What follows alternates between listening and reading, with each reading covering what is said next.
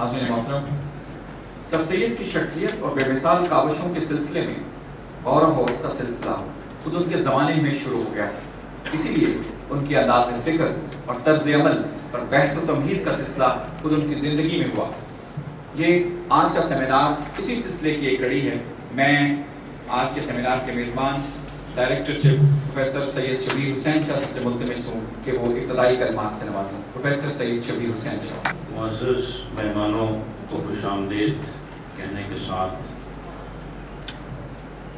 تاریخ کا ایک قانون ہے کہ جب ہم کسی ایسی شخصیت کو سمجھنے کی کوشش کرتے ہیں جو ہمیں موجود نہیں، تو ہم اس کو اس کے عہد میں رکھ کے دیکھتے ہیں، اور اگلے مرحلے میں ہم یہ دیکھتے ہیں کہ اس نے اپنے عہد میں جو کنٹریبیوشن کی اس کا ہمارے عہد پہ کیا اثر پڑا، وہ پازیٹیو ہے، نیگیٹو ہے، کتنا پازیٹیو ہے، کتنا نیگیٹو ہے، اور پھر ہم اس شخصیت کی اہمیت کا تعین کرتے ہیں۔ تو سر سید جیسے کہ آپ جانتے ہیں کہ 1817 میں پیدا ہوئے اور 1898 تک ان کی زندگی۔ یہ جو دور ہے یہ امت مسلمہ پہ بڑا بھاری دور ہے۔ تقریباً تمام مسلمان ممالک نوآبادیاتی نظام کے شکنجے میں تھے۔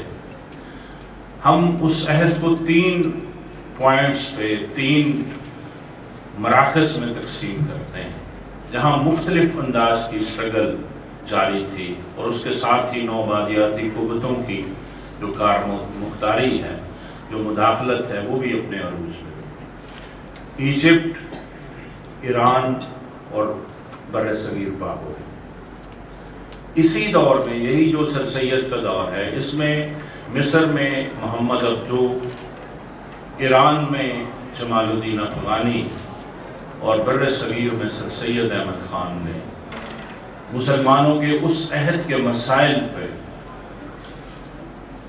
نہ صرف گفتگو کی بلکہ عملی طور پہ ایک سٹرگل، ایک آئیڈیا، ایک تھیوری پیش کی۔ جمال الدین افغانی کو ہم کہہ سکتے ہیں کہ وہ بہت ہی آئیڈیلائز تھے، بہت ہی ویژنری تھے۔ وہ ساری امت مسلمہ کو متحد کرنا چاہتے تھے، اور محمد عبدو اور سر سید کی نسبت وہ اینٹی امپیریلسٹ ہے۔ ان کا جو پروگرام تھا وہ اس وقت کی جو کنڈیشنلٹی تھی امت مسلمہ کی، ان کی جو کیپیسٹی تھی اسٹرگل کی، اس سے بہت آگے کا پیغام۔ لہذا ہم یہ دیکھتے ہیں تاریخ میں کہ جمال الدین افغانی کی زبردست شخصیت، زبردست خیالات، تصورات اور اسٹرگل کے باوجود وہ انفلیکٹ نہیں ہوا مسلمہ امت مسلمہ کی اسٹرگل، اور اس نے وہ اثرات مرتب نہیں کیے امت مسلمہ کی پریکٹیکل پولیٹیکل ایکٹیویٹی۔ آئیڈیالوجیکل بات نہیں میں کر، کیونکہ بحران کہتے ہی اس کو ہیں کہ جب آئیڈیالوجی اور پولیٹیکل پریکٹس میں ایک بودھ ہوتا ہے، ایک آئسولیشن ہوتا ہے۔ اگر بودھ اور آئسولیشن ختم نہیں ہوتا ہے تو آئیڈیالوجی بڑی خوبصورت ہونے کے باوجود وہ علیحدہ رہتی ہے، آئسولیٹ رہتی ہے۔ کسی حد تک جمال الدین افغانی کے ساتھ بھی یہی ہوا۔ محمد عبدو بھی سر سید کی طرح کے خیالات رکھتے تھے، ماڈرنائزیشن کے حامی تھے۔ کسی حد تک ان کے ذہن میں سامراجی، جو اس وقت کی سامراجی طاقتیں اور جن کی بڑی مداخلت تھی ایجپٹ میں، ان کے ساتھ سافٹ کارنر تھا ان کے ذہن، اور وہ ایک کولیبریشن کے ساتھ ایجپٹ کی ترقی چاہتے تھے، مصر کو آگے بڑھانا چاہتے تھے۔ لیکن اس کے باوجود ان کا مذاہب کے ساتھ بڑا گہرا رابطہ تھا، بہاءاللہ کی تحریک کے ساتھ ان کا رابطہ تھا، جامعہ الازہر کے ساتھ ان کا رابطہ تھا، فلسطینی لوگوں کے ساتھ ان کا رابطہ تھا، اور بعد میں محمد عبدو کی تحریک میں سے فلسطینی تحریک اور یہ سارے بعد کی تحریکیں جو تھی وہ برآمد ہوئی۔ یہ وہ دور تھا جب سر سید ہندوستان میں بالکل ہی مختلف انداز میں سوچ رہے ہیں۔ سر سید ہما جہت شخصیت ہے، لیکن باقی باتیں تو ہمارے معزز مہمان کریں گے. ایک مختصر سی بات میں کرنا چاہوں گا کہ سر سید نے کہا تھا کہ یہ جو نیچر ہے یہ ورک آف دا گاڈ ہے، اور جو قرآن پاک ہے this is the words of the God. تھوڑا سا احتمال ہوتا ہے کہ سر سید نے جو ورک آف دا گاڈ ہے، جو نیچر ہے، اس کو ایک کٹر ریالٹی کے طور پہ لیا، ایک ایسی ناقابل شکست حقیقت اس کو تسلیم کیا کہ اگر قرآن پاک کی انٹرپریٹیشن اور تفسیر نیچر کے قوانین کے ساتھ ٹکر کھاتی ہے تو سر سید احمد خان ببانگ دہل نیچر کے قوانین کو اپہولڈ کرتے. اسی کی وجہ سے علماء نے ان کو نیچری کہا، ان پہ اعتراضات. بہت سی ایسی تصوریت جو مسلمانوں میں موجود تھی، میں اسلام کی بات نہیں کرتا، اس کو سر سید نے نیگیٹ کر دیا. اور سر سید احمد خان نے کرسچینٹی اور اسلام کے درمیان ایک غیر مرئی قسم کا اتحاد قائم کرنے کی کوشش. سر سید کا یہ خیال تھا کہ مغرب نے چرچ سے جان چھڑا کے ترقی کی، اور چرچ مغرب کی ترقی میں رکاوٹ تھا. جو سائنسی ترقی کی، جو رینیسانس ہوا، جو یورپ میں انٹلیکچوئل بلاسٹ ہوا، وہ پوری دنیا کی میراث. اور ہندوستان کا مسلمان چونکہ زوال کا شکار ہے، ڈس انٹیگریشن کا شکار. 1757 سے لے کے 1857 تک پورا 100 سال اس نے لڑائی لڑی ہے انگریزوں کو اس ملک سے نکالنے کے لیے، لیکن وہ ناکام ہو گئے. ایک دوسری قوم جو میجورٹی میں تھی، ہندو تھی، وہ بالادست ہوتی جا رہی ہے آج. اور سر سید کا یہ خیال تھا کہ اگر یہ پروسیس جاری رہا اور مسلمانوں کی یہی حالت رہی، یہی توہم پرستی رہی، یہی آرتھوڈکسی رہی، تو پھر مسلمان قوم من حیث القوم برباد ہو سکتی ہے، ختم ہو سکتی. جنگ ہم کر نہیں سکتے، ہمارے پاس اور کوئی سسٹم موجود نہیں ہے، ہمارے سارے نظام کولیپس ہو گئے، کچھ تو بنائے نہیں گئے تھے.